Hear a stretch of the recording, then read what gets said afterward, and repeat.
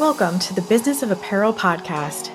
This is the place to learn how to start and scale your own apparel brand and fill it with loyal customers for years to come. I'm your host, Rachel Erickson, owner and CEO of Unmarked Street, and I can't wait to share this episode with you. Welcome back to the Business of Apparel podcast. Today, we're going to talk for a little bit about ownership of your product. And this is something that's come up for us over the last month or so, several times. And so what I want to talk to you about first is how this has come up in multiple ways. And then I want to talk to you about the risk of not owning your own product. So what I mean by this, we've had a couple of different calls with potential clients recently. I had a really great call with a really good friend of mine who is a supplier, and he was talking about a couple of different clients that he has on his books. And then we had a discovery call with somebody who was also talking about this issue. And then we've had a couple of emails also come in as we've been doing a lot more like organic networking with our community. And the common thread that we're hearing here is that a lot of startup brands out there are doing their development processes through their manufacturer. And I've heard this before in the past. Like I've been on calls with different people who have said, I don't need to take 9 to 12 months to develop my apparel line. I've talked to a factory who says that if we allow them to develop it, it'll only take 4 months and I can launch as soon as 4 months. Well, number one, that's a huge risk because you are skipping steps. If you are doing ideation to production in hand in 4 months, I guarantee you that that factory is going to be skipping some steps for you.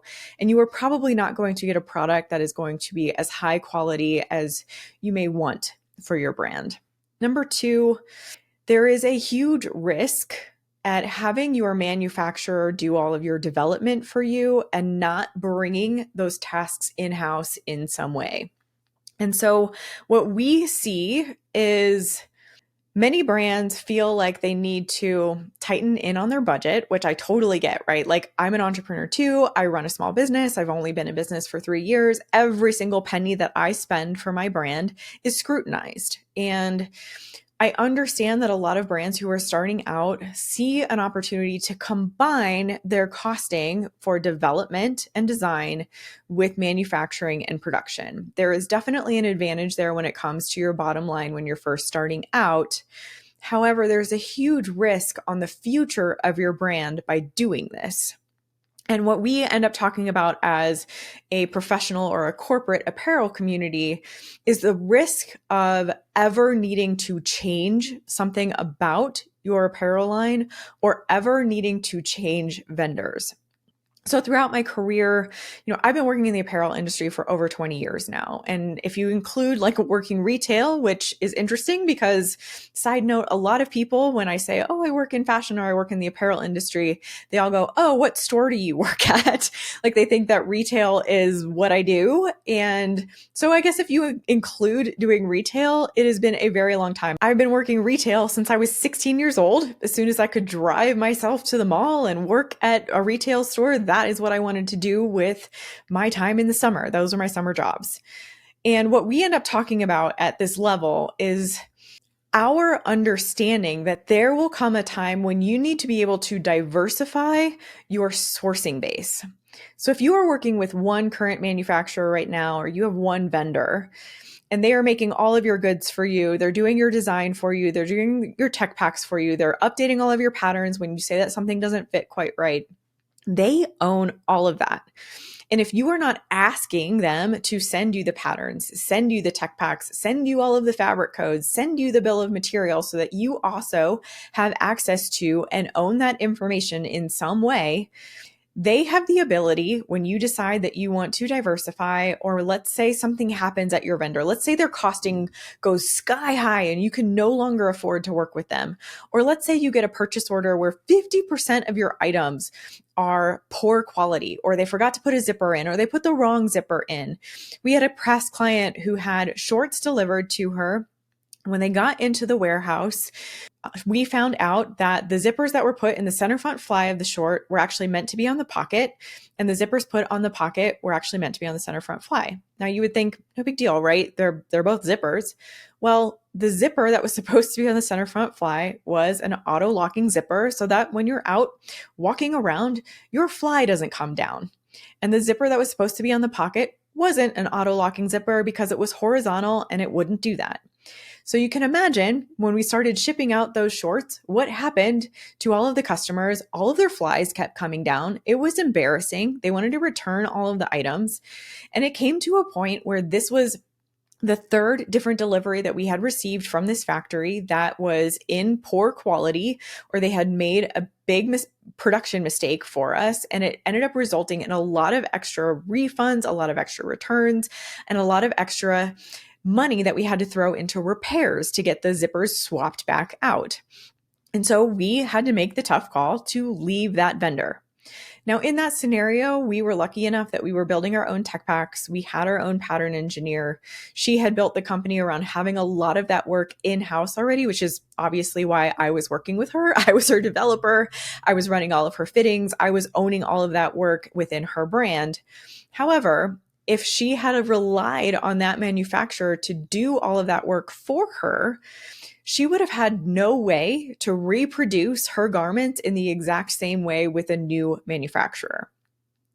If they don't give you your patterns, if they won't give you access to your tech pack, and you don't have that work done in-house, the ability for you to either diversify or to ever move your production somewhere else will cause you an inordinate amount of grief and trouble.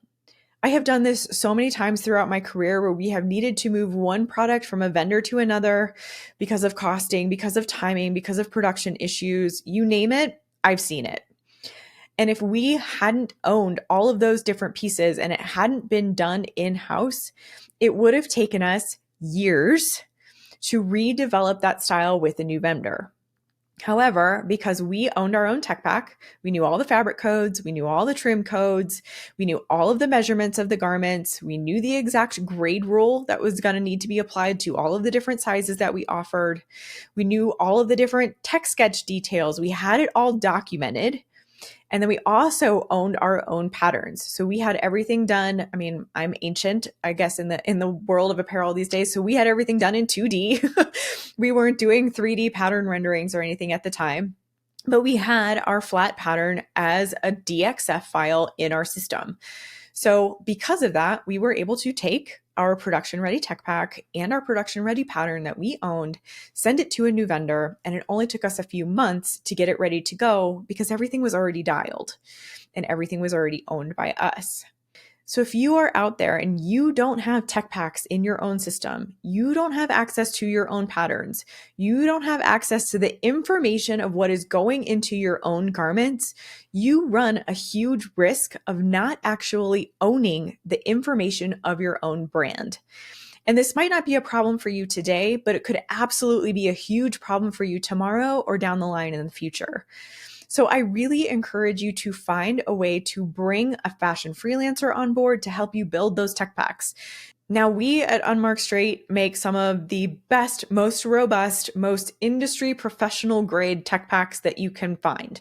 We've worked for billion-dollar industries throughout our careers. And so when we build you a tech pack, it's not cheap because it is going to be the best that you can get. However, there are plenty of other fashion freelancers out there who can build you a tech pack.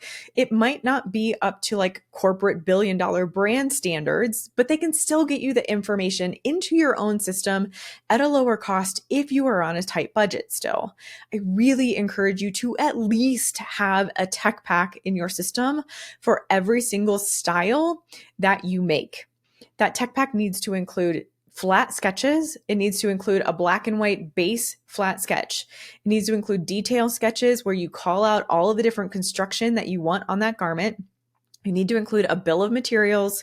You need to include your sample measurements, your grade rule, and then a change log. So anything that is changed throughout the tech pack over time, you want to be logging that in your tech pack. This document is your contract with your factory. If you do not have one, and if your factory has not shared one with you, then you have no contract with them. They can literally send you whatever the fuck they want, and you will have to accept it because you have zero documentation. This is a huge risk for your brand. To not have quality spelled out for them, to not have construction spelled out for them, to not have all of the details that you require for your garments spelled out for them in this document that you own is a giant risk for you. If you receive production tomorrow and it doesn't match what you asked for, but you have no documentation on it, you have zero legs to stand on. You have no way of going back to that factory and saying, hey, you didn't do this right. They're going to say, what do you mean I didn't do it right? I don't have any documentation showing me how to do it right. That has actually happened to us in our contracting firm over the last year. We've had a factory come back to us and say, all we do is follow your tech pack. So because this wasn't in the tech pack, we didn't do it.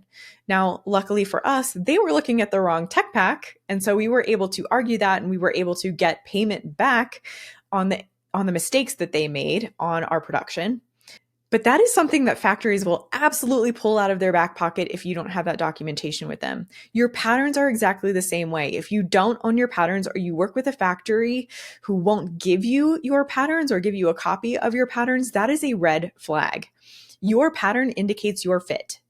And if your fit is important to you, which it should be, because good fitting garments are the number one way to have customer loyalty in this industry, then you have no way of owning that fit and confirming it and using it ever again in the future. This could be a huge problem again and a huge risk for you and your brand. Find a way to bring a lot of that work in-house if you want to start building your own tech packs. That is something that you can absolutely do. We have a lot of free resources out there on building tech packs. Go to our YouTube channel, type in the word tech pack, and there will be videos for you to see that are absolutely free. You get to see me break down, show you the exact tech pack that we use as a template. I tell you how to build it. At the same time, you can download our tech pack template from thebusinessofapparel.com's shop. You can go over there right now, get our tech pack template. You can build them yourself. You don't even have to hire somebody, but you need to take the time to get that done. So here's my PSA for today. If you do not have this information within your own brand, if you are relying on your factory to do all of your design and development for you or in conjunction with you, but they are the ones who are managing a lot of the work, I want you to reconsider what that means for your brand. It is a big risk, and it is something that I want you to reconsider, and I want you to figure out how to bring that information in-house. It is important for you and your brand to own that information. You need to have ownership of it. If you have any questions on this topic, or you would like to let me know what you think about it, please comment below if you're watching the YouTube video. You can also write us a review here of the podcast if you are listening. We love it when people leave us reviews. And again, if you are interested in getting our tech pack template, or if you are interested in reaching out to us, you can go to thebusinessofapparel.com.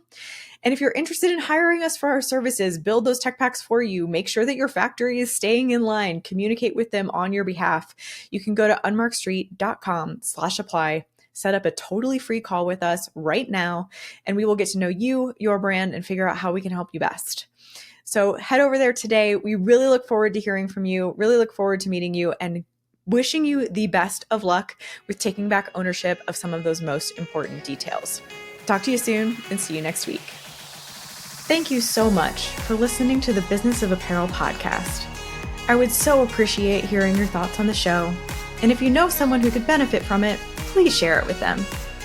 My biggest desire is to help other apparel professionals understand the nuances of our industry so we can all work toward making better product for a better world.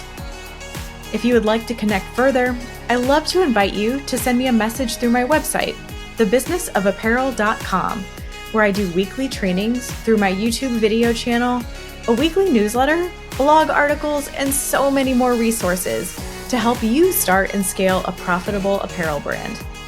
This podcast is produced by Box 7 Media, who I cannot speak highly enough of. If you're looking to start your own podcast, you can reach out to Jeremy at Box 7 Media on LinkedIn anytime.